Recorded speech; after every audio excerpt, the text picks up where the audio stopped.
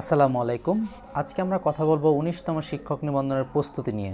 অর্থাৎ আপনি ১৯তম শিক্ষক নিবন্ধন কিভাবে পরীক্ষা দিলে আপনি যেন সহজেই আপনার যে গন্তব্য অর্থাৎ টার্গেট শিক্ষক হওয়ার সেই শিক্ষক আপনি হতে পারেন। তো কিভাবে এখন থেকে প্রস্তুতি নেবেন A to Z গাইডলাইন দিব আমি।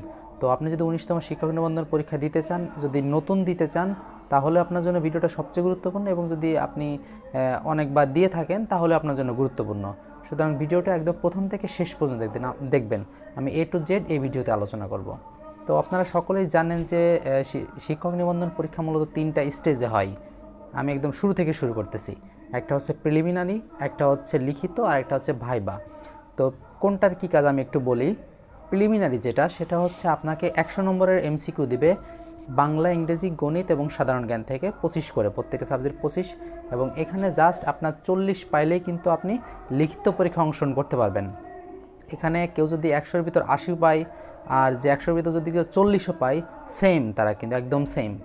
মেন খেলাটা হবে হচ্ছে লিখিত পরীক্ষায়। প্রিলিমিনারি কাজ কিন্তু ওই পর্যন্তই শেষ। প্রিলিমিনারি নম্বর কোথাও কোনো দিনও কাজে লাগবে না। আর জাস্ট লিখিত পরীক্ষায় অংশগ্রহণের জন্য আপনার একটা যাচাই করা হবে শুধুমাত্র প্রিলিমিনারিটা নিয়ে।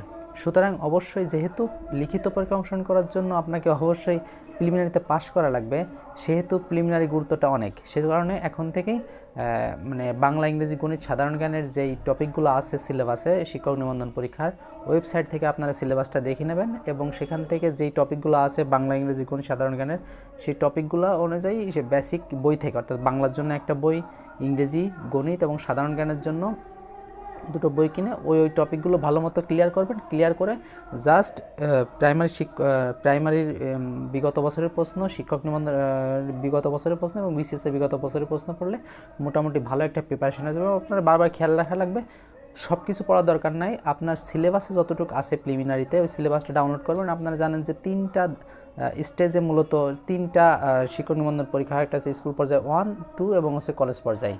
তো আপনি যেই স্টেজে পরীক্ষা দিতে চান সেটার প্রিলিমিনারি সিলেবাসটা ডাউনলোড করে সেই অনুযায়ী, সেই টপিক অনুযায়ী পড়তে থাকবেন। তো আমি যেটা বলছিলাম যে প্রিলিমিনারিটা আসলে কিছুই না, জাস্ট 40 পাইলেও আপনি লিখিত পরীক্ষায় অংশগ্রহণ করতে পারবেন। মেন খেলাটা হয় হচ্ছে লিখিত পরীক্ষায়। ভাইবাও অতটা ইম্পর্টেন্ট না, শুধুমাত্র লিখিত পরীক্ষাটা ইম্পর্ট্যান্ট। লিখিত পরীক্ষা এবং ভাইবার নম্বরই অ্যাড করে মূলত আপনার যে শিক্ষক হওয়ার যেই যোগ্যতা সেটা তারা নির্ধারণ করে। তো লিখিত পরীক্ষা আপনারা জানেন যে 100 নম্বরের লিখিত পরীক্ষা হয়। আপনার অনার্সের যে সাবজেক্ট, অর্থাৎ স্কুল পর্যায়ে 1, 2 এবং হচ্ছে কলেজ পর্যায়ে। তো ওইখানে আপনারা একাডেমিক যে আপনার যে সিলেবাসটা, আমি যে কোনো একটা সাবজেক্টের উদাহরণ দিই। কেউ যদি প্রাণীবিদ্যার স্টুডেন্ট হয়ে থাকে, সে যদি কলেজ নিবন্ধন দিতে চায়, তাহলে তার প্রথমে কী করা লাগবে, কলেজ নিবন্ধনের যে সিলেবাসটা ওয়েবসাইট থেকে দেখা লাগবে। নিয়ে আপনারা যে কাজটা করবেন, যেহেতু লিখিত পরীক্ষায় ভালো করা সবচেয়ে গুরুত্বপূর্ণ, এবং লিখিত পরীক্ষায় আপনি যদি সর্বোচ্চ মার্কস পান তাহলে কিন্তু সবার আগে চাকরি পাবেন, এবং যদি লিখিত পরীক্ষায় সবচেয়ে কম নম্বর পান আপনি তালিকায় থাকবেন, কিন্তু পাইতে শিক্ষক হইতেও পারেন, নাও হইতে পারেন। ঠিক আছে, সুতরাং বিষয়টা এরকম গুরুত্বপূর্ণ। তো আপনাদের যে কাজটা করা লাগবে সেটা হচ্ছে লিখিত পরীক্ষা ভালো করার জন্য যত ধরনের টেকনিক আছে। তো আমি 2-একটা টেকনিকের কথা বলি। যদি আমি যে কোনো একটা সাবজেক্টে ধরি, সাপোজ কেউ প্রাণীবিদ্যার স্টুডেন্ট, সে কী করতে পারে, সে সাপোজ তার অনার্সের যে প্রথমে সিলেবাসটা সামনে রেখে অনার্সের যে সাবজেক্টগুলো ছিল সেই সাবজেক্টের ওই টপিকগুলো কোথায় আছে ওইটা ভালো করে দেখা, এবং ইন্টারমিডিয়েটের বইটা সাথে রাখা। ঠিক একইভাবে SSCর বইটাও সাথে রাখা, অর্থাৎ 9-10-এর বইটাও সাথে রাখা, অর্থাৎ প্রাণীবিদ্যা বইটা, অর্থাৎ 9-10-এর জীববিজ্ঞান বইটা, ইন্টারমিডিয়েটের প্রাণীবিদ্যা, অনার্সের আপনার একাডেমিক যে বইগুলো ছিল ওইগুলো সামনে রেখে সিলেবাসে যেই টপিক আছে ওই টপিকগুলা কোথায় কত সুন্দর করে দেওয়া আছে এগুলো ওখান থেকে দেখে। এবং আরেকটা বই সাথে রাখা লাগবে, সেটা হচ্ছে যে কোনো ধরনের একটা কি বলা যায়, যে কোনো একটা পাবলিকেশনের লিখিত পরীক্ষার একটা বই আপনি সাথে রাখবেন, আপনার সাবজেক্ট ওয়াইজ লিখে সমস্ত বই সামনে রেখে, সিলেবাসটা সামনে রেখে, সিলেবাসে যা যা আছে A to Z আপনার একদম প্রথম থেকে শেষ পর্যন্ত সুন্দর করে নোট করে নিজে নিজে আইডিয়া করা, বা কীভাবে লিখলে সবচেয়ে ভালো নম্বর আসবে, খাতায় কীভাবে আপনি লিখতে যাচ্ছেন, কোন অ্যাঙ্গেলে কোনভাবে ডিজাইন করতে যাচ্ছেন খাতাটা, ওই প্রশ্নের অ্যান্সারগুলো এরকমভাবে A to Z totally cover করে ফেলতে হবে প্রিলিমিনারি সার্কুলার দেওয়ার আগেই, যেহেতু সার্কুলার দিতে পারে মানে কিছুদিন দেরি হবে। তো আমি এখন যে কথাটা বলতে চাচ্ছি সেটা হচ্ছে, জানেন যে সবাই যে কাজটা করে সেটা হচ্ছে প্রিলিমিনারি প্রস্তুতি নেয় আগে থেকেই। তো প্রিলিমিনারিতে ভাই আপনি পাস করবেনই ইনশাআল্লাহ। তো সেক্ষেত্রে প্রিলিমিনারির সাথে সাথে কিন্তু আপনার যে লিখিত পরীক্ষার প্রস্তুতির এটা কিন্তু কভার করে নিয়ে যাওয়া লাগবে।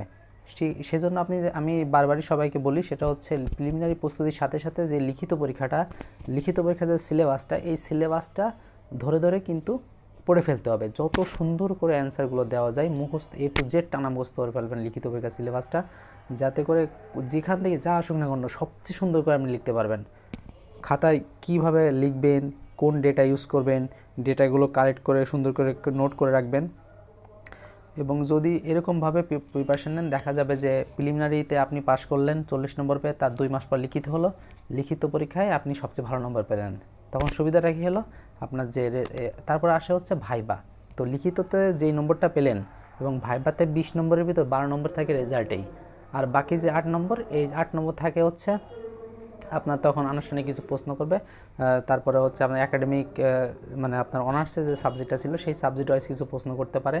তো ওইখানে মোটামুটি কাউরে ফেল করায় না সেরকম একটা। তো এরকমভাবে যদি আপনি প্রিপারেশান নেন, দেখা যাবে যে লিখিত এবং ভাই ভালো একটা প্রিপারেশান হয়েছে। এবং এই প্রিপারেশানে বা এই লিখিত এবং ভাই যদি ভালো একটা নম্বর থাকে, এই দুটো অ্যাভারেজ করলে দেখা যাবে সর্বোচ্চ মার্কস যদি আপনি পেয়ে যান, তো যেদিনই গণবিজ্ঞপ্তি দিক না কেন চাকরি কিন্তু আপনার ইনশাল্লাহ হয়ে যাবে। তো আশা করি বিষয়টা বুঝতে পারছেন যে কীভাবে প্রস্তুতি নেওয়া লাগবে। সবাই যে কাজটা করে শুধু প্রিলিমিনারি এটা করে আসলে লাভ হয় না মূলত শিক্ষক নিবন্ধন পরীক্ষায়। তো অবশ্যই 40 পাওয়া লাগবে, কিন্তু সেভাবে কীভাবে পড়লে 40 পাবেন সেটা আপনারা নিজেরাই বুঝতে পারছেন। আমি এই ভিডিওতে মোটামুটি আলোচনা করছি। এরকমভাবে আপনারা প্রিপারেশান নিতে থাকেন। আর যদি কোনো প্রশ্ন থাকে তাহলে অবশ্যই কমেন্ট বক্সে জানাবেন। আর চ্যানেলে যদি নতুন হয়ে থাকেন তাহলে অবশ্যই সাবস্ক্রাইব করে পাশে থাকা বেল আইকনটি প্রেস করে দেবেন, সকলের কাছে অনুরোধ। কারণ আমাদের এই চ্যানেলে যত ধরনের টিপস অ্যান্ড ট্রিক্স চাকরি সংক্রান্ত সকল কিছু পেয়ে যাবেন। তো ভালো থাকবেন, আশা করি সকলের জন্য দোয়া থাকলো, আমার জন্য দোয়া করবেন এবং অবশ্যই চ্যানেলটি সাবস্ক্রাইব করবেন। আল্লাহ হাফেজ, পরবর্তী ভিডিওতে দেখা হচ্ছে।